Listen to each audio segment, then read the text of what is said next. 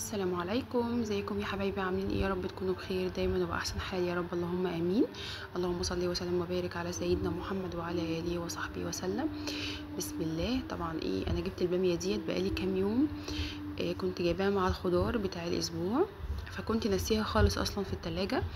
بس ما شاء الله اللهم بارك، هي عشان طازه وفريش فضلت زي ما هي وزي ما انتم شايفين كده، ما حصلهاش اي حاجه خالص.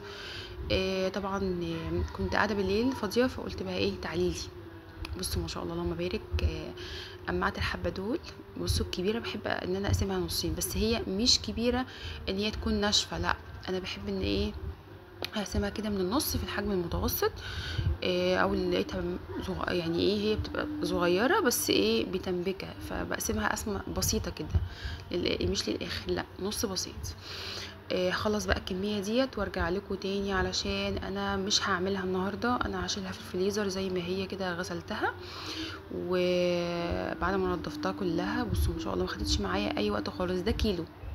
فطبعا انا نفسي اعملها صراحه، بس انا عندي عادل جوزي والولاد ما لهمش في القصه دي كلها. فقررت ان انا اعمل بقى، احطهم على كيستين وربنا ييسر الحال بقى، بضحك عليهم كده واعمل لهم اي حاجه ان انا اعملها يعني.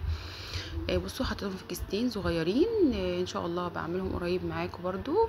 اللي وصل لغايه هنا ما تنسيش تدعموا القناه وتحطوا اللايك. بحبكم في الله، والسلام عليكم ورحمه الله وبركاته.